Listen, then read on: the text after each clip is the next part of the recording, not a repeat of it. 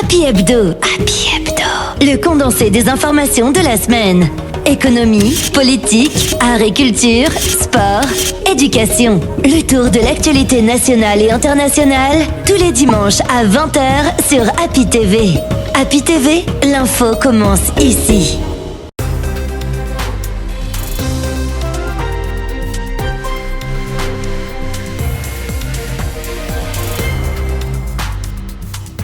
Il est 20h, merci de préférer Happy TV pour vous informer. Bonsoir et bienvenue dans ce condensé de l'actualité de la semaine dont voici les principaux titres. Le célèbre chanteur franco-congolais Maître Gims est en séjour en Guinée sur initiative du label Mœurs Libre Prod et le MLZ Group. Les échos, c'est dans ce journal. Puis nous parlerons santé. L'hémorroïde, une maladie sérieuse et délicate, affecte aujourd'hui plusieurs citoyens selon des observateurs. Les détails, c'est dans ce journal. Voici pour les titres, le développement, c'est pour tout de suite.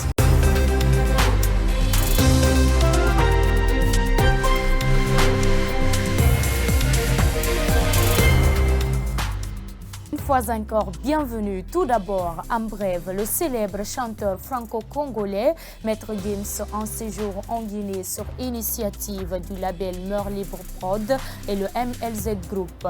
Après une conférence de presse qu'il a animée cette semaine, la star franco-congolaise a produit un double concert au chapiteau Baïssa et au stade Petit Sori de Nongo. Il est à rappeler que c'est la troisième fois que l'artiste Maître Gims participe à un concert en Guinée. Fervent révolutionnaire de la musique populaire en Guinée, Mohamed Django a disparu des radars après un succès sans précédent. Dans le but de comprendre les raisons liées à ce silence du concepteur du tube Sakui Pakui, notre reporter Mohamed Traoré a tendu son micro à l'artiste indiqué. Suivez. Dans le but de comprendre les raisons de son silence après un succès sans précédent, le concepteur du tube Sakui Bakui était dans nos locaux. Plusieurs raisons dont l'effet de la bienveillance ont été soulignées par le révolutionnaire de la musique populaire en Guinée. Il explique. C'est en train de travailler. Je suis dans les préparatifs. Mais bientôt, l'artiste Mohamed Django va venir dans un mois. Donc, je vais dire à mes fans de s'apprêter, d'être sereins. Sans eux, nous les artistes, ou moi, Mohamed Django, je ne suis rien sans mes fans. Donc, j'aimerais dire à mes fans de s'apprêter, d'accepter de m'accompagner partout, de me prendre comme je suis. Malgré le succès fulgurant qu'il a connu en Guinée et dans la sous-région, l'artiste n'a toujours pas foulé son pied sur le sol européen. Les vraies raisons, ce n'est dû à rien, c'est ma décision. Il faut que je cesse à mettre quelque chose du lourd en place, et surtout sur le plan de mon équipage. Il faut que j'arrive à mettre quelque chose en place. La musique populaire aujourd'hui sous l'emprise de multiples talents avec des tubes qui dépassent les frontières, le concepteur du tube Sakui Bakui reste cependant confiant tout en indiquant qu'il n'y a pas d'artiste de son domaine qui puisse atteindre sa cheville avant de souligner qu'il prépare la sortie d'un autre album. Toujours culture, cette fois-ci, on parle rap dans cette édition. Plusieurs artistes de la nouvelle génération du rap guinéen s'autoproclament king dans ce lot de rappeurs. Mais qui est le véritable numéro 1? Pour mieux répondre à cette question, notre rédaction a interrogé Wada de Game qui a livré ses impressions. Martine Milimono. Wada du Game est aujourd'hui l'une des têtes fortes de la nouvelle génération de rap en Guinée. L'artiste apporte des précisions sur sa motivation pour la musique. Moi, ma motivation, c'est le ghetto. Ma motivation, c'est le bas peuple, tu vois. Donc, parce que moi, je suis l'ambassadeur du ghetto. Donc, je veux donner une meilleure éducation au ghetto, à tous les youths. Je veux montrer aux youths que ouais, c'est possible d'être un ghetto youth. C'est possible d'être un milliardaire demain et un ghetto youth aujourd'hui, tu vois.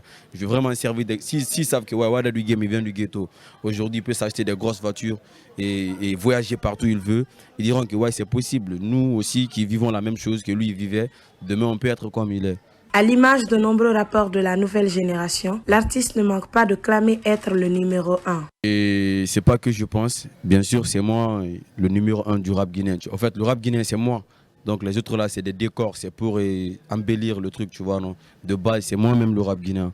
Sur son récent clash avec Albert Kekson, un autre rappeur guinéen, il apporte des éclaircissements. Voilà, Kekson, c'est rien, c'est pas la haine, c'est rien. Tout ce que je veux de Kekson, je veux qu'il sorte publiquement, qu'il dise à tout le monde, à tout le public mélomane guinéen qui nous a trompés au fait. Il n'a jamais été un rappeur de base parce que tout ce qu'il faisait, tout ce qu'on appréciait auparavant, maintenant qu'on est conscient, on a écouté, ça ne vaut pas la peine.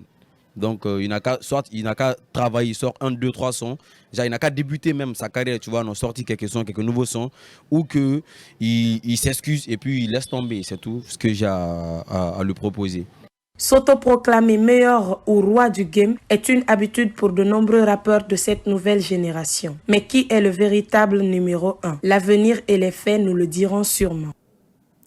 L'artiste, humoriste et web influenceur Grand P, qui malgré son handicap a su se hisser au sommet de la pyramide, était cette semaine dans les locaux de Happy Media en compagnie de son manager Alpha Silla. Il était question d'apporter des précisions autour des recettes engendrées par l'artiste Traoré Mohamed. Artiste humoriste et web influenceur, Grand P est une marque purement guinéenne dont le succès n'est plus à démontrer. De zéro à héros, malgré son handicap, il a su se hisser au sommet de la pyramide. Toutefois, des questions se posent autour des recettes engrangées, mais aussi sur le mode d'utilisation. Son manager nous en dit plus. Ça fait un bon moment que les recettes de l'artiste, il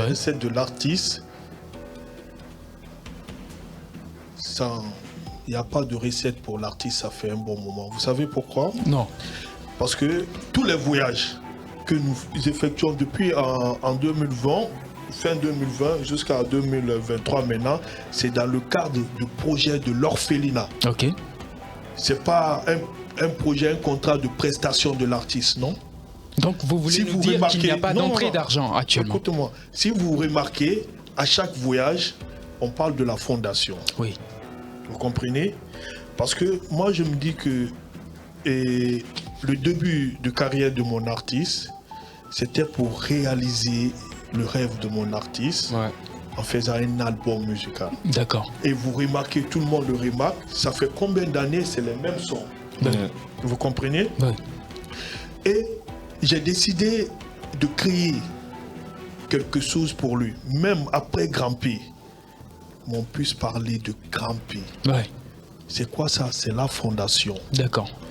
Et la fondation, et grâce à quelqu'un de bonne volonté, Dr Suleiman Kassapa Touré, le jour où nous sommes venus le voir par rapport au projet d'orphelinat, il nous a donné 3 hectares. Ouais. On a vu ça, on a vu cette annonce. À Foscaria. Oui, on a vu cette annonce. Et du coup, on a fait le plan. Et le projet, c'était quoi?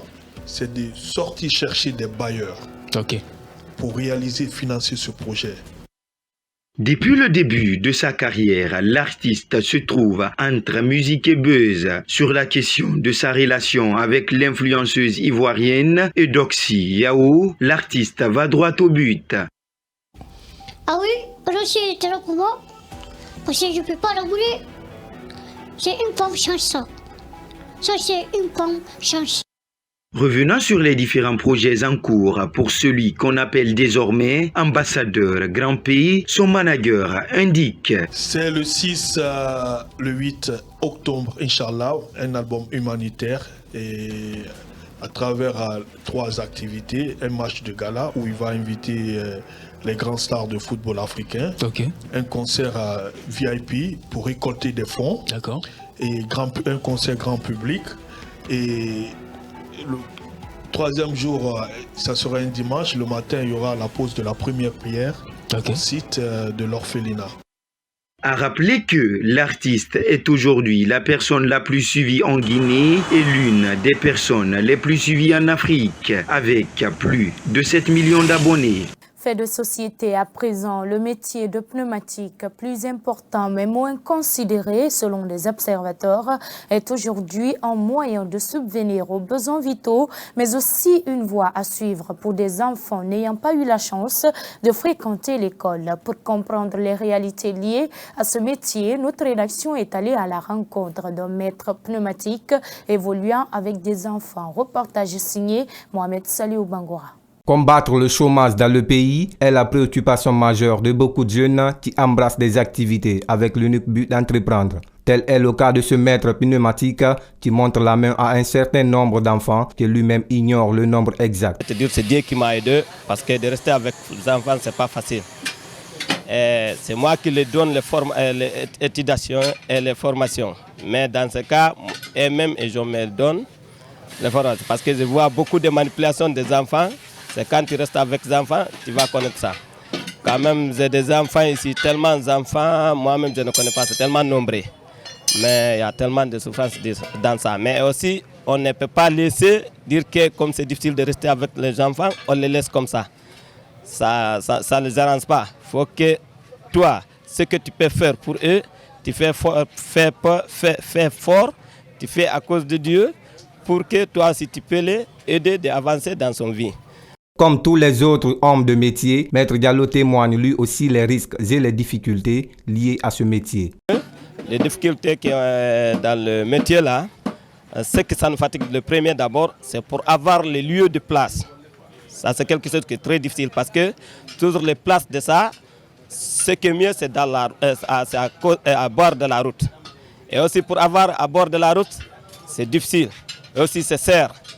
À part de ça, si on s'installe à bord de la route, souvent c'est le dérangement. On a des difficultés là à part. Aussi, le travail là, si tu n'es pas bon matériel, tu ne peux pas faire un bon travail comme ça doit. Malgré une présence massive des pratiquants de ce métier dans la cité, une infirme considération est portée à l'endroit des pneumatiques qui quand même se battent pour la lutte contre le chômage ainsi que la délinquance juvénile, à l'image de M. Diallo. Dans le même sillage, nombreux sont ces jeunes qui, n'ayant pas pu être scolarisés, sont devenus des hommes de métier. Mais des métiers comme la vitrerie ne sont pas sans risque et ces exerçants rencontrent d'énormes difficultés selon des constats. Focus sur le métier de vitrerie dans cet élément de reportage de Abdoulaye Kaba. Suivi. Ici, nous sommes à Kipé, en pleine banlieue de Conakry, dans un atelier de vitrerie. Comme de nombreux métiers, l'activité est aujourd'hui le pôle d'attraction de jeunes n'ayant pas eu l'occasion de poursuivre les études. Comme je n'ai pas eu la chance d'étudier, on n'a pas le moyen d'étudier. C'est pour cela que j'ai choisi, pour ne pas que je m'assoie comme ça à la maison. Je ne fais pas quelque chose, quoi. On ne doit pas s'asseoir comme ça à la maison sans faire quelque chose. Donc c'est pour cela que j'ai choisi de faire ce métier. Pour fonder une famille. Dans son travail de vitrier, Ousmane est amené à manipuler des éléments de verre, des miroirs et cadres métalliques. Sans protection adéquate, il est exposé à des risques, nous confie-t-il. On se blesse des fois, on n'a pas le matériel. Si tu n'as pas le matériel, tu vas te blesser ou bien tu vas risquer de perdre quoi. En dépit de ces problèmes, le délestage électrique et la rareté des clients sont aussi des difficultés auxquelles cet ouvrier et ses pairs sont confrontés. Des fois, le courant part, si ça part le matin, ça vient qu'au soir. Jusqu'au soir, ça va durer quoi, quand ça part. On a le problème là aussi. Les clients, ça vient des fois. Tu sais, à l'heure là, tout le monde dit qu'il n'y a pas quelque chose, mais ce qu'il y en a, c'est ça, les gens viennent parfois quoi, des fois. Aujourd'hui, il lance un appel à l'aide à l'endroit des autorités du pays. Oui, on a besoin d'aide. On veut que si le gouvernement peut nous aider, il peut venir en aide parce qu'on n'a pas de matériel ici, quoi. Vous voyez, on n'a pas beaucoup de matériel, on n'a pas des trucs là, quoi, les cax, les trucs de matériel là. Reste à savoir si son appel tombera dans de bonnes oreilles. Santé pour terminer, l'hémorroïde, une maladie sérieuse et délicate, affecte aujourd'hui plusieurs citoyens. Pour comprendre les symptômes de cette maladie ainsi que son mode de prévention, nous sommes allés à la rencontre d'un médecin généraliste. Pour plus d'explications, il était au micro de Idriss Conté. Suivez. L'hémorroïde, aujourd'hui, est une maladie qui affecte plus d'un. Elle est due à une certaine inflammation, selon ce médecin généraliste. Il nous donne plus d'explications. L'hémorroïde, c'est une maladie ou une pathologie du canal rectal. Et plus précisément, c'est une maladie qui attaque le rectum, due à une mauvaise réglage des veines du côlon rectal. Comme toute autre maladie, l'hémorroïde a aussi des symptômes et des causes. Mais néanmoins, des pistes de prévention sont énumérées par notre interlocuteur. Les symptômes de cette maladie sont les suivants. Nous avons des douleurs anales. On a très mal sur le plan anal. Et souvent, ces douleurs aussi sont accompagnées de sang. Et nous avons deux types d'hémorroïdes. Nous avons l'hémorroïde externe, dont notre doigt peut toucher le petit bourrelet qui sort juste au niveau de l'anus. Et nous avons aussi l'hémorroïde interne, dont on ne peut pas toucher. Mais les signes de ça, c'est lorsque nous voyons aussi un peu de saignement qui sort. Les modes de prévention sont les suivants. D'abord, éviter beaucoup de s'asseoir. Parce que quand on est trop assis, ça peut nous créer ici des douleurs anales. Nous devons éviter de manger trop le riz blanc, car le riz blanc constipe les gens et l'une des causes de l'hémorroïde, c'est la constipation. Cependant, cette maladie n'est pas fatale. Plusieurs moyens de traitement sont disponibles, tant par la voie pharmaceutique que médicamenteuse. Le mode de traitement est très simple. D'abord, il faut savoir qu'est-ce qu'on mange. Il faut manger tout ce qui est léger et boire assez d'eau. Tout ce qui est léger, c'est-à-dire manger assez de fruits, manger assez de légumes, boire assez d'eau, boire assez de jus. Comment? Pharmaceutique qu'on peut prendre pour se traiter. Le traitement comporte des étapes. Il y a le traitement chirurgical. Lorsque l'hémorroïde a une phase chronique, il faut passer par la voie chirurgicale. Le petit bourrelet qui sort là, c'est ce qu'on opère, on coupe ça. Maintenant, par voie médicamenteuse, il y a des produits qu'on peut prendre comme les antalgiques, les antibiotiques, et puis ça soulage, mais aussi des pommades. Il y a aussi des pommades qu'on peut appliquer sur le rectum et ça rentre aussi, et ça soulage très bien. Pour une bonne santé, l'hygiène est ce que conseille ce médecin aux citoyens, mais aussi à l'État pour en faire une affaire personnelle. Et voilà, mesdames et messieurs, ici prend fin ce condensé de l'actualité de la semaine. Merci à toute l'équipe de la réalisation. On se reprend la semaine prochaine pour d'autres informations. Merci à tous de m'avoir suivi et bonne soirée à tous.